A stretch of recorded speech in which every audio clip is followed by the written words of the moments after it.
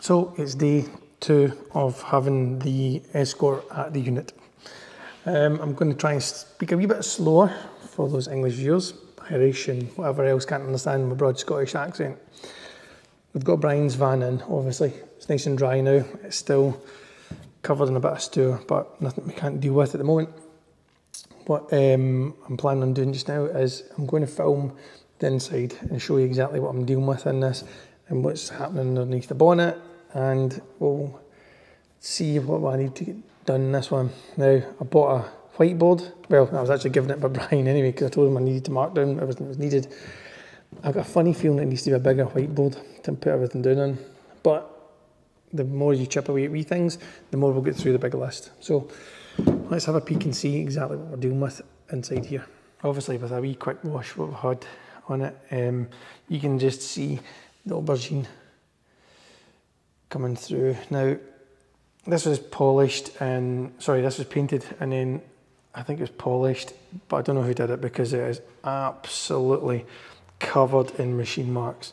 I mean, it's horrendous and it's just ridiculous. You see that? The swirls here. Not DA'd, it's obviously been done by a straight polisher and cut in compound and not flattened. So we need to kind of sort that out to bring it back up to glass. But that's going to be one of the final things. I don't see the point in detailing it all up to make it look pretty, and we can't get everything else that's happening inside it. But now the paintwork definitely needs attention. For being just painted, got a crack in the bumper here, but it looks as if it's been painted over. So I'll need to see Brian about that, but that should have been repaired and painted, so I'm going to have to get that fixed from as well. Indicators are missing. They are on the boot, so I need to run the cables and get the indicators into there. And we've got the standard headlights, but I think the quads look much better on this as well. Missing a grille insert in this as well. I know that's the same as a Cosworth one.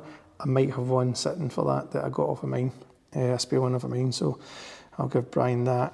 I need to check and make sure that obviously all the lights down here, the indicators are working, fog lights and whatnot as well, obviously, but it's a customised plate.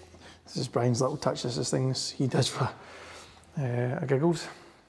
Got a bit in windscreen wipers. I'm hoping they're in the back. Randomly, we've got obviously an aerial hole there, but also I noticed when I was washing it yesterday, I've got an aerial hole here. Now, I don't know if that's been an aerial hole or if it's been for the ventilation at the top. They used to come in these mad kind of twirly about things, is the best way to put it. I can't remember, the extractor, ventilator kind of idea. So I don't know if that's maybe been for that, but I'd expect the hole to be bigger than just, 25mm, but it's got the notch out it for being an aerial. I remember we had these van windows out. This whole van was stripped. I'm going to put in the videos exactly what the van looked like when Brian got it to when it was getting the work done till obviously now, but obviously the back windows were clear before. KW tinted these for us before we actually got them fitted in, so they are tinted. You can actually see out, you can't see in, which is good. I've got the smooth bump on the back, but what I have noticed when I was up in the ramp, if I can try and get a light on, if I swing the camera underneath, I've got a Magnex exhaust on it. But the biggest problem I see is it's resting on this back axle. I mean, it is literally resting on it constantly, so every time that this axle moves up and down, it's hitting the exhaust. So I'm lucky enough, I've got a good friend, William Meerkat, that will fix this. Now, the good thing is I know the underside's been restored, so it's hard to get kind of lights underneath here. I'm just using the camera one, but the underside is near as mint as you can get. A couple of new brake lines are spotted in there. I mean, the back brakes need a wee bit of kind of service and rub down and paint, and maybe check the rubbers. I'm going to lower the van for him anyway, so I'm planning on turning it upside down to drop it down, and usually turn around the bracket at the bottom. Probably get new ones in it because they look get rusty, and switch them round.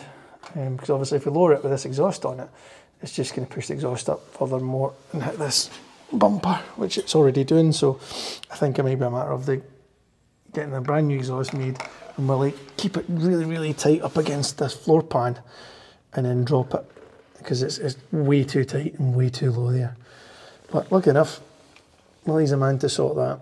Underside, other than that, other than obviously the handbrake cable, which is hiding underneath, needs attention. So I don't need to worry, I don't think, too much about underside. Maybe change shocks, service of the discs, sorry, the back drums and whatnot. Change this exhaust, because it's clearly not for a van. And go for there.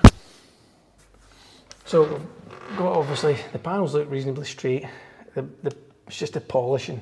You've got bits here that just need attention. You can see just with the light going across it, I've got track marks with machine polishers. I mean, look, it's absolutely horrendous, man. Like, it's really bad.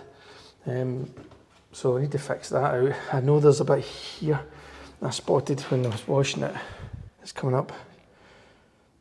It's just full of spider webbing. It's just not been taken care of when it's been polished. There you go. So I've got all this to get rid of. In this section here. Door shut. Silly little things like the door coming up and just been hitting here in this point. So we need to adjust the door to pull it out to stop it hitting the paintwork and rattling it and then bust the paint, making this rust out. So, I know this wing mirror as well is completely and utterly busted beyond belief, but I know there is a new one in there. I'll probably just get that one painted rather than using this one because it's not very well prepped. So it's kind of orange peely, so it's not the best. But it's got the base to get done and dusted. Well, we can work with it. In the back. So in here we've got hopefully everything that we need to restore the van, including loads of electrical stuff, new speedos, secondary speedos, you know, any spares he's got that would maybe come in handy for rebuilding it. You can see the inner sections where it's all been welded, the new roof's been put on it. I'm going to put loads of photos in and show you the work that came into building this van. I mean, the welding that's gone into it is unreal. So I know this is a good shell, good solid shell now because it's been done really well that way. What I had done for Brian ages ago was he was wanting to change the dash to a Mark 6 on here. Now, sorry, my Mark 6 to a Mark 5. But I said, look, it's probably easier getting your old one flocked. So we did. We got it all flocked. Viper Coatings, Stuart Get to Flock, and did it for us. And I'll need to probably drag it out to show you, but these are all flocked door cards in perfect condition because they've not even been on the car. I know it because I dropped them off to him and he put them in. It's just a wee rub mark there. Yep, these are going to look great. But as you can see, obviously the dash being here, wait till you see what's in the front. So this is what I'm working with. As you can see, it is a Moga, an absolute Moga. Starts and drives, I know that for a fact because I drove it in, as you saw in the last video. Good Recaro RS 2000 seats. Can't keep them like that because one, it doesn't match anything in the van or on the paintwork on the outside, and two, I don't do standard. So we're going to change it up for Brian, and we're going to get these retrimmed and make them look cool. We'll get him a seat covers if he ever wants to take the van to his work. We've got keep fit windows, windy ones, so I'm going to change them to electric, so that we, who doesn't want electric windows? I don't even need to say why. Underneath, I've got this lot to sort out. I've got to find out where all of this goes, for each one of the cables and what they're for, and locate them into an area so that they can fit into the dash nice and neat. It's going to be a nightmare, but I'm up for the challenge, that's for sure. Fuse box, just check everything over and make sure there's nothing blown. What I did notice when I was reversing in, actually in the video, was we don't have any reverse lights. Now, that could be one or two things. It could be a switch at the gearbox, it's not seeing it. Excuse me, try to clamber in, or it could be the bulbs are out, it could be a loose connection at the back lights. I would need to check everything bit by bit, usual safety stuff. So we have nothing in this van, nothing. The speedo here, it works, connects up, battery's probably stone dead. I had to use a booster to get it to go the other day there. So Plus I've got all this dirt and grime to get out of here. As far as I know, this here matrix is buggered as well, so there's a new one in the boot. I'll change that out while all the dash is out, and then we'll go for the, in fact there's the new here matrix right there. So that's not so bad. We can put that one in, and then not have to worry about any more leaks and whatnot. Yeah, this is what we've got. I mean, the welding on it's amazing. The work, and when I show you these pictures, it's fantastic. I don't think there's a better welder kicking about than the guy who did this. So it's definitely solid and tidy. We'll tidy up everything up here before we put all the trims on. We'll give it a clean, and we'll just protect it all and make sure that it doesn't rust through, and so this van can save the test of time on it. I mean, it probably looks worse than what it actually is. This is a fancy cable, and the reason it's fancy is this helps to start the van at the moment. We have a problem with the glow plugs, or at least to the ignition switch somewhere in here. There's a cable obviously broken, it's not seeing what it should do. When you turn the key on, your glow plugs heat up and then you can start the van. On this one, the glow plugs aren't heating up, so we need to run this cable from the positive on the battery to the positive point on the glow plugs to get it to start, get them to heat up and then start up the van. Sod doing that every day, so we're gonna have to wire in a switch or find out, you know, where the problem lies in here or at the front for doing that. But it'd be okay for me wiring in a switch. It'd probably be a good fail safe so you can't steal the van as well. But yeah, we'll figure that out when we get to it. I'm going to change the steering wheel as well. I mean, it's not a bad looking steering wheel. You know, I think it's the same as what an RS 2000 actually is. But again, that's standard. So we'll get that out of there and we'll fit a new one in as well. This is staying though. We're definitely keeping this 100%. But one, because Brian loves it, and two, I do as well. I've actually got a green one and minty, the cue ball one. So having the van with that on, I just love stuff like that. That's kind of to do with the era that they were built in. No view of your it because we don't need it, because the windows are kind of blacked out and it's a van. Might put one in, might not. If there's one here, I'll fit it. As far as I know, this is a new windscreen that's in it as well, so I don't need to replace that. I'll get that all clean and tidied and polished up though, and then go for there. Under the bonnet we have the Endura diesel engine. Now initially Brian had bought an RS 2000 engine to plant into here to make it a quick van, but these are good, solid, reliable vans. Brian's wanting to use it for coming to his work now and again, so we've decided to keep this engine in place and use this engine and not put the RS 2000 in it. And I know a lot of people will be screaming, oh, it needs to be an RS 2000 with the hood and the bumper and the lights and whatnot, but you got to remember Brian's going to be using this to go to his work and whatnot as well, alongside me. You know, we're doing mega munching miles, so the RS 2001 is probably not the best. Plus, the things we'd have to change in this being the diesel, we need to change fuel lines, fuel tanks. You know, we would need a donor car really to get everything running the way we want it, and what we had was just the engine. So we're sticking with this one. Plus, we know this runs really well. They're the typical noisy diesel engines, you know, that just and just do what they're meant to do. This is the point here, this rail here isn't getting the power, so we need to link up a positive for here right up to the battery terminal there to heat up those glow plugs before we can start the engine. So something in there has gone wrong, but I'll get it. I think when it's in as well, strut tops, obviously the van used to be white, hence the pictures here. Maybe here, but maybe there as well. But these will get changed out, and I'll just change that out. We'll colour them in and probably just do them like a matte black finish just to tidy up. There's no point in having a multitude of colours in the van. It's easy enough to do, mask it off while we're checking all hoses and pipes and whatnot, and paint it all up. I feel like big Kevin Johns in my hand, and this in here. So Kevin, if you're watching, ARM Speed Shop. I'll probably be phoning him for advice on this because he knows a lot about these Escorts as well. The wheels, I've done. Brian knows already because I've told him. He told me I can do what I want with the wheels, and I'm taking them off the van. One I spotted straight away is the ET on them is just awful. I mean, it must be a Peugeot fitment on these ones. They just stick out way too far. Back you can get away with, but again, it's away for the body line, as you can see for the back. So I'm going to take them off, and you probably saw in the video what was sitting beside them. I bought my set of Escort Cosworth alloys. Sometimes it's nice to be nice, and I'm not wanting praise about that, but I bought them for him as a present, just to say a thank you for everything he's done and everything he does do for me. So you can't have an Escort van painted in an Escort Cosworth colour and not have Escort Cosworth wheels on it.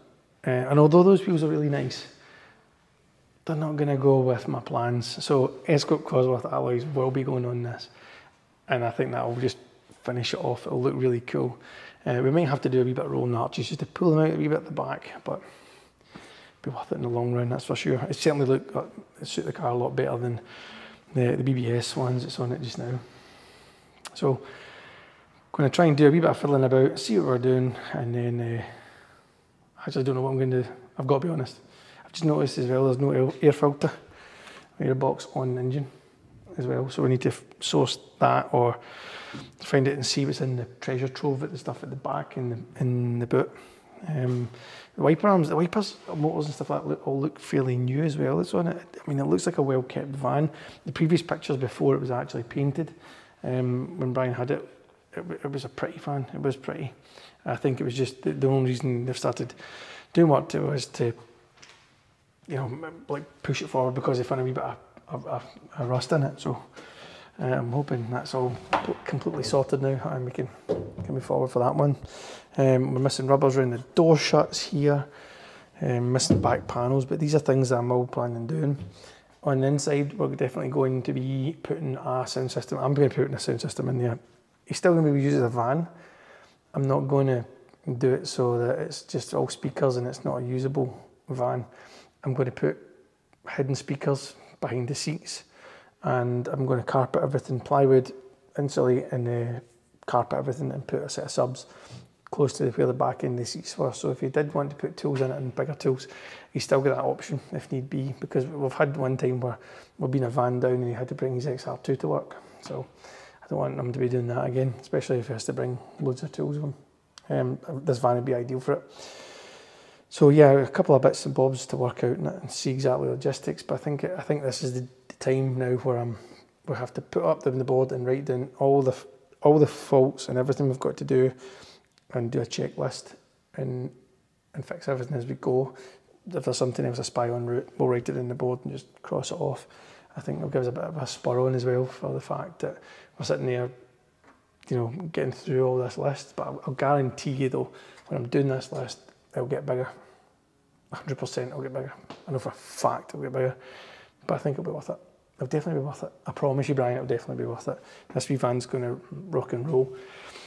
I'm not putting a time limit on how long it's going to take me to build it and get it all done and dusted. Again, we're really busy with work, but like I said, an hour here, there and everywhere, it'll certainly knock it, you know, we're certainly knocked in the time limit on it. Ideally, I was really wanting them to have it for the summer, but I just don't think that's going to happen. I think rushing it is going to create more problems on it. So I think it was a matter of taking everything out here, I'm going to put it upstairs, sift through everything, and then try and get it ready. I'll probably aim for a kind of Christmas finish.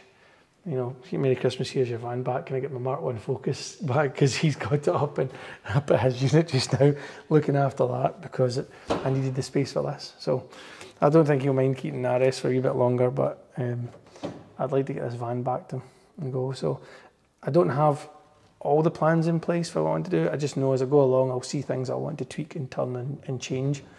Plans do change, but the good thing is the base and what I want to do with it. Bear in mind, I've been given a free rein in this, by the way. I'm not just doing it because it's fun.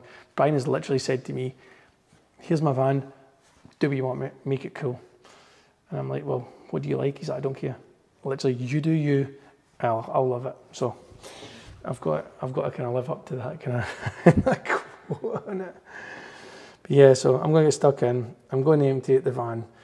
And I think the next video we'll put up is everything we've got in spares and see exactly what we're needing for it, because I might need a help from some of my friends that follow the pages, you know, YouTube and Instagram, and see if I've got missing any parts. Brian assures me everything's here, but I'm thinking we'll maybe need more screws, bolts, washers, that kind of stuff. And obviously maybe cabling and whatnot, but that cabling's no issue. I think it's the bolts to put everything together. I haven't heard anything rattle about, so there may be some bolts short. Until that one, here's a quick update, and we'll see you again hopefully in a couple of days. This is Tuesday. No, it's not. It's bloody well Monday. It's Monday. I'm going to empty the van, put it all upstairs. Tuesday I'm working, doing the bathroom. Wednesday we might get back onto it Wednesday afternoon, Wednesday night, and we'll make a list of everything we need and go for there. So, till the meantime, take it easy.